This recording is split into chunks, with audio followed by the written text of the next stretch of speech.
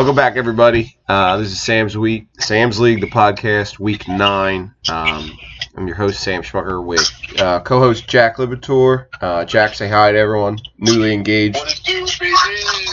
How's it feel to be wrapped up? Just as you said it, trapped up. I said wrapped, not trapped. Those are your words. Hopefully he's doing both. Yes. And that's our guest of the week, Mr. Hawkeye himself, Dempsey. Welcome on. Currently number 2 in the league, I believe. So, welcome. Have your piece with the league. Yes, thanks for having me, Sam and Jack. Just one comment, there's still a lot of games left to play, so there is about a third of the season left, so never too early, though. Start celebrating, as we saw with Chris. But let's get into things real quickly.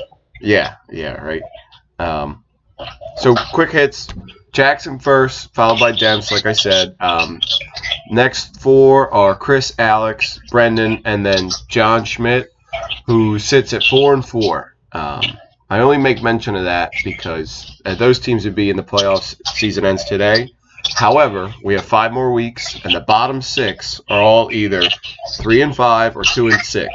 So we're within 2 games of everybody. So I really have a strong feeling that if there's a team that could make the playoffs under 500 this year. It's going to be a good battle for that 6th spot. It's a slop fest. No one's out just yet. But let's keep going. Jack and I are still on opposing ends of points for. Jack having about 40 more per game. I think you were averaging 121, and I was like 81. But like I said, Jack's defense, the New England Patriots, are the number 5 fantasy scorer league-wide. You're averaging 21.4 points per game. The only player higher is Deshaun Watson, Russell Wilson, Lamar Jackson, Christian McCaffrey. Now, Dak averages more per week, but he has played in 1 less game due to bye weeks. Gruesome Twosome slides into the hardest schedule, most difficult schedule, unprecedented. 4 weeks in a row, he's played against the high score of the week. He started 3-1, currently 3-5. Big time slide going on by Billy Boy. And so early congrats to Chris on the high score this week. I hope you enjoy your $10 at Janos. Dan keeps his iron grip on his best defense. It's actually the next best player, or next best defense is 35 away, and it's our very own guest, Brian Dempsey. So you're right there, Debs, especially through 8 weeks. That's why you take defenses in the 7th round, Sam. I can't argue with that. Me sitting at 2-6, and you're at 5-3? No, 6-2 actually. Oh, 6-2. I stand corrected. And that's coming right out of the league renowned best drafter, too. Yes. Right out of his mouth. Oh yeah. Well, I mean, it's hard to live up to expectations. Year in and year out, but you find a way. Most decorated drafter. That's why my team is called the Brian James, because I've had those expectations and have lived up to them every year. You've set a standard of excellency that none can surpass. So, all right, let's move on. Go ahead. Demps, let's get into the best things you saw last 2 weeks. If you got one, go. If not, pass it over, and I can start us off. Okay, I guess I'll start. I pay a lot of attention to this league, but that being said, I'm surprised that we actually have bye weeks. I didn't know that. I know. But I had a tough loss to Alex. That was one of the worst things I saw all week. Best things, I don't really know. I guess I'll pass it off. No, it's all good. The one thing I did see that you still today, I was doing the transaction records, and I saw you made your first transaction of the year. So congratulations to you for holding out. Thank you. Yeah, it was about 25 minutes ago. Yep. I was prepping for the show, and I said, "Oh, Dempsey's made a move." However, you know what? This might be a more impressive stat. Is that this is the first time I logged on to fantasy football via my computer. Usually, it's a quick breeze through my app, but this is this works a lot better, actually. I think the online experience of Yahoo is bar none the best experience you can have for fantasy. That's my humble opinion. I mean, it's taken me a while to like kind of figure out how to get around the site, but I think I'm picking it up. There's a lot of features, so have fun with it. The other thing was... Well, let me say this, Sam, before we go. I do have one complaint. Like, where the fuck do you find injury reports? Because, like, I can't see. There's nothing there. Go to your player. Let's go. I'll go to your team. And this is for everyone, league-wide. You see that little, like, if you go to my team in that orange box next to Miles Sanders' name? Yeah, it shows their stats, but I can't. Go to the right. Go to the right. It'll give an update and say, hey, Miles Sanders' shoulder was full in Thursday's practice. It gives a little advice, and usually it's a crock of shit, but you kind of just got to keep updating as you go. Yeah, I mean, there's just nothing there about the injury, so whatever.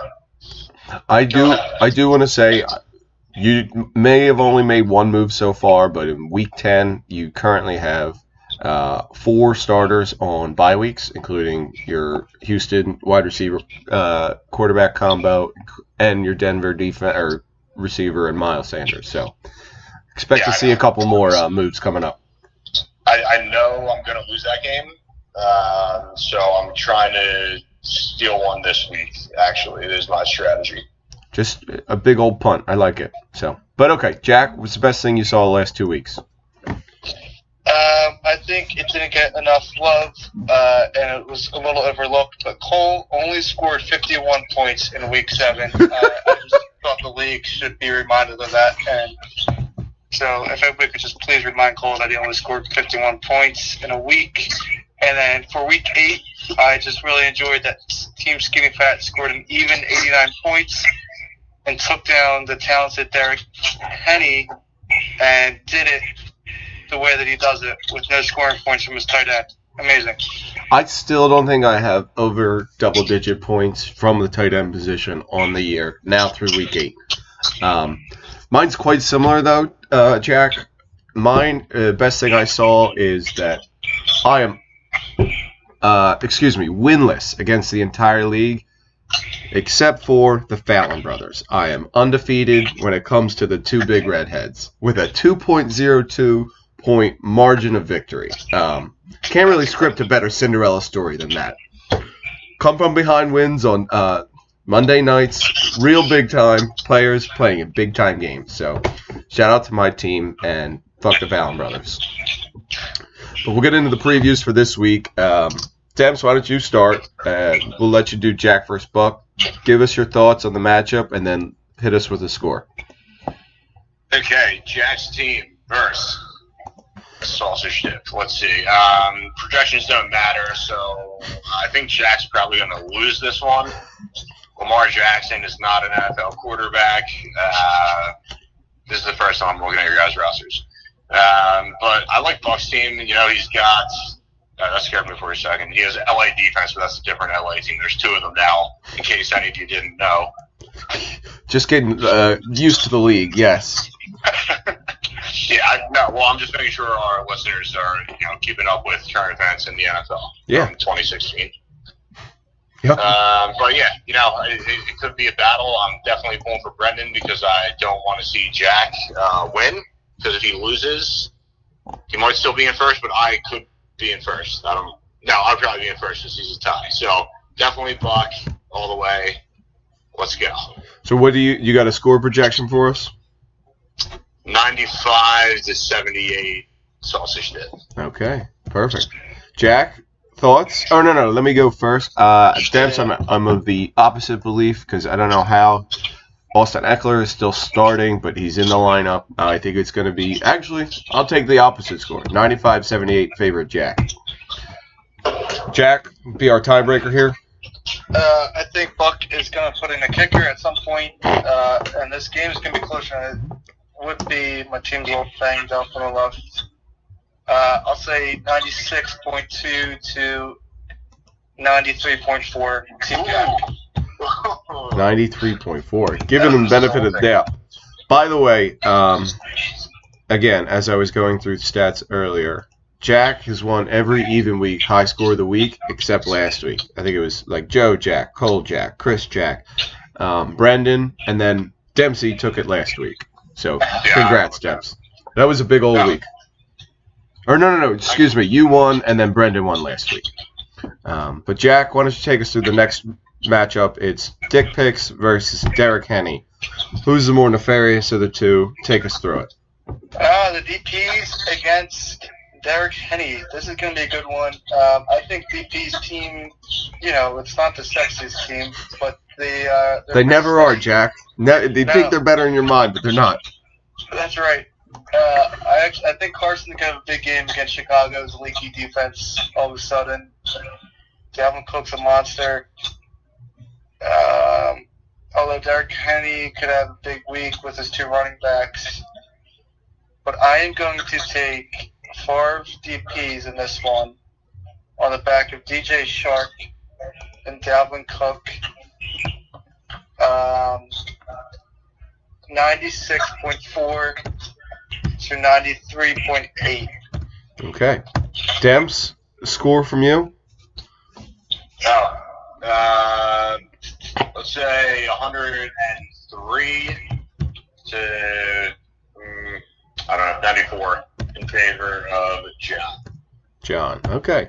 I'm actually going to take John too. I think Joe. This is the first time the panel has picked against the favorite in a matchup unanimously, but Joe's been sliding a lot, and I don't think he's reached projection in the last 6 weeks. So I'm going to go with John. Holds on with that renowned defense. It's going to be 88-72 favor of Dick Picks. I'll take the next game. It's going to be Brendan, owner of Hoochie Coochies with Mr. Alan Jackson, and Scott's Tots, co-manager with a 1 Michael Scott. So big matchup here. Big seeding implications with Scott's Tots being 5-2-1 and Brendan being 5-3.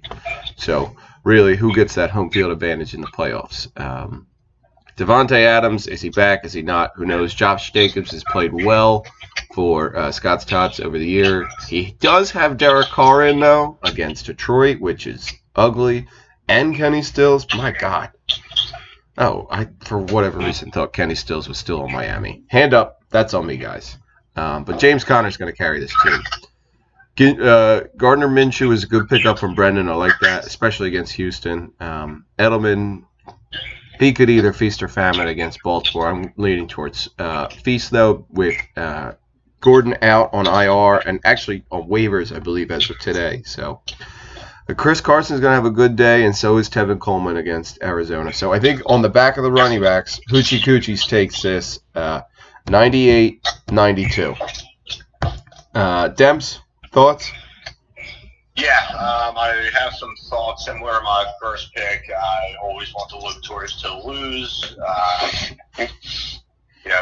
They do well in fantasy football, but I just don't like the way they go about it. Very confident. So I'm going to go Hoochie Coochies here. Again, this is all emotional picks. I like the color of Hoochie Coochies jerseys. So I will give a prediction of 97.5. My favorite radio station. Against 91. Even. Okay. Perfect. I do like the floral print Hawaiian jerseys that the Hoochie Coochies have been rocking. They're some call them an eyesore. I think they're beautiful as well, Debs. Jack, go ahead. I think the Hoochie Coochies are getting a little sluggish on the projection. I think they're going to pull away in this game and win, actually. It's going to be close. I think it's going to be 103.8 to 101.6. Wow. Okay. Another unanimous. Jack, the next matchup, like I said, is the annexation of Puerto Rico versus Gruesome Twosome. Is annexation of Puerto Rico getting the high score of the week? You tell us. I'm going to say no. I think it's time for the annexation of Puerto Rico to go. Look at those running backs: Mark Walton, Adrian Peterson. Let's get this team on the decline here. The Gruesome Twosome needs a little win here. and the lineup's looking solid aside from Breida. Yeah, not great. But And he there's starts no in an replacement hour. for him right now. But No. I still think the wide receivers come out clutch, and Dak has a big game for him. And the gruesome twosome is going to win pretty easily here, 105.6 to 93.2. Okay. I'm of the other opinion strictly because I see Matt Breida in the lineup. I think he does have a good Godwin, Allen, Ingram, and Darren Fells have all been great. I do hate Walton and Peterson, but I think Peterson's just going to pound the ball against Buffalo, and they've shown that he can be run on. It's good. It's really a matchup of who does Jameis Winston want to throw into, Mike Evans or Chris Godwin? And I think he's been favoring Mike Evans as of late. So I'm going to go Chris, 102 to 99 in a close one. Demps? Yeah, I'm kind of in the same thought as Sam. I'm going to go it hurts me, but I'm going to go with Chris. Bill's team just doesn't look very good, like, anywhere. And I do really like I don't like Dallas this week to kind of shit on the Giants, so Amari Cooper's going to have a big day. Tom Brady's solid, and with Nick Folk in there, you can't really go wrong. So, prediction 108, Chris to Bills. He's going to have a tough week, I think. 86. Okay. I'll take it 86. That'll be a great week for me. Speaking of, Demps, you have the next preview. It's me versus the schizophrenic owner of the league, Culture Kel, Electric Slide Man. Yes. So this is perfect. Two of the managers I probably have the least respect for in the league. They've been doing it a long time and just can't seem to figure it out. This is really tough. I think Cole has the better team. They're both a little unimpressive, but I don't really have a good reason. I was going to take Cole over our gracious host here. Projections don't matter, but I like that number 2. So we'll get Cole with maybe 96 to Sam's 90. Again, I'll take 90. That was better than the 86, I thought. Jack, thoughts? I want to take Sam. I don't want to pick Cole. Jalen Samuels might get a big game. See, so timeout. I want to say something. Same with Robbie Anderson as well. Our team, Cole definitely has the top-heavy team with McCaffrey, Fournette, and Russell Wilson all projected to outscore everyone on my team pretty much. But he also is starting Jamison Crowder. Zach Ertz is not projected a whole lot, and Christian Kirk. So I think I have the more even team, but it's definitely lesser, for sure. I agree with you. So if his wide receivers have a couple of duds and Russell Wilson doesn't outscore his projection, this could be a close game. I do think Jordan Howard's going to have a big game with Miles Sanders a little iffy. I'll take Skinny Fat. I got an angry phone call from Cole this week. I snagged him on a trade, and he yelled at me. He left me an angry voicemail, but it wasn't me. It was fucking Goggin doing shady deals, and I got the brunt of it for no reason. So I'm taking Skinny Fat. And it's going to be 103 to 86. I'm going to reverse these scores. Ooh, I like Skinny that. Fat's going to win. Wow. Personally, appreciate that. I don't think Leonard Fournette's going to produce against Houston, even with J.J. Watt out. I do think McCaffrey's going to have a pretty good game against Tennessee, and Russell Wilson will go off against Tampa Bay. But I think this is going to be a lot like last week, where I'm taking my lumps, but I'm giving them right back. Final score, just like last week, 89-85, favor of Skinny Fat. And then I have the last preview of the week. Sam, this is a home run league. Having a consistent team does nothing for you. I know. You're either up at the top or you're out of the league. So Demps right now currently does not have a running back starting. I think that's part of the discrepancy. And your kicker's on bye in the 22-point spread between you and Team Poopin' Scuds, as Chris so favorably calls them. I got some things on my sleeve. I don't doubt that. I do think Saquon projected nearly 17 against Dallas is going to be tough to reach. Dave Montgomery is not going to have a great game for Dan. I do think Witten probably gets in the end zone if I were to guess. Mike Williams, is he back yet? And then Aaron Rodgers should light up the Chargers. They should have an all-time game. So I'm thinking Dan's going to come in right at about 92. So Dempsey, let's look at your team real quick. You got Watson and Hopkins against Jacksonville for that early London game. Oh, don't love that. But you got Lockett against Tampa Bay and Miles Sanders against Chicago. Evan Ingram should have a very good week. Had you started him last week, I think you'd have been a victor. No, I still would have lost, I think. Okay. So didn't mean to rub salt in that wound then. Yeah, thank you.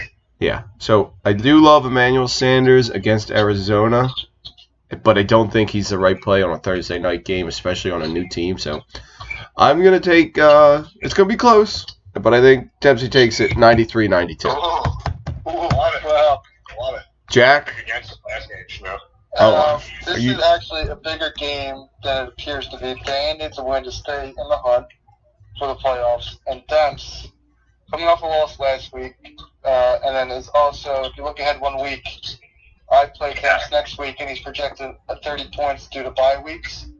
So Dempsey could be looking at a 3-game skid if he doesn't win this week. Oh, wow. That is true. I don't like David Montgomery against the Eagles. For Daniel, this is going to be a good game. I'm going to take Dan for the same reason that Dempsey took Buck, because I want to stay in first place. And it's going to be 98.8 to 96.4. Okay. Wow. Jack, I'm a little surprised. I thought you were a genuinely good person. Unlike that's how you want to choose your games. I'm a winner. I am a winner, and I'm not gonna. There's no being nice. There's that cocky libertor attitude that we all come to know. Yeah, that's not helping my opinion of you guys. But Demps, give us the final score of the week. Okay, so if anybody has a good running back they want to give me, that'll be great. I'm not going to reveal all my strategy just yet, but I do like my chances in this game. Dan has, historically proven to not pull out big games. Jack does make a great point that this is pretty big for me, and I already admitted earlier in the podcast that I'm going to take an L next week. So this, I'm confident. And score projection, I'll take myself 95. I think would be pretty reasonable at this point. Yeah. For Stan, he's going to be in the 80s, probably 88. Okay. 95, 88. There we go. LeBron James wins out. LeBron continues his excellence. The 3-game skip that Jack nicely pointed out. It's right on the horizon. You need this one. But so those are the projections for the week. Going into the picks on the year, who did we have picked? Brendan picked last time he was on, ended up going 3-3, so congrats on being average. Right now, I'm 19-16-1 for a 5.42 average. Dan's at 18-17-1, one pick back at 5.14, and Jack's missed a couple weeks at 11-12-1 at just under 500, 4.79. So let's try to get back on the right track, Jack. Other than that, that's all I got. Demps, do you have anything else to say to the league? Nah, Sam, just thanks for having me on. Always a pleasure to speak with you guys. That's about it. I'm going to win, so look out. Okay. Everybody heard it here. Jack, anything else? I will, as a member of the exec board, just remind everybody, it sounds like Dempsey's worked the phones. We've had a couple of deals recently. The trade deadline is a week from Saturday, November 9th. So start working the lines and getting your deals done as soon as you can. Get them keepers in. Get them picks traded. Let's do it. Otherwise, that's it from us. Have a good week, and good luck to everyone except for John Schmidt. I need you to lose. Thanks. Later.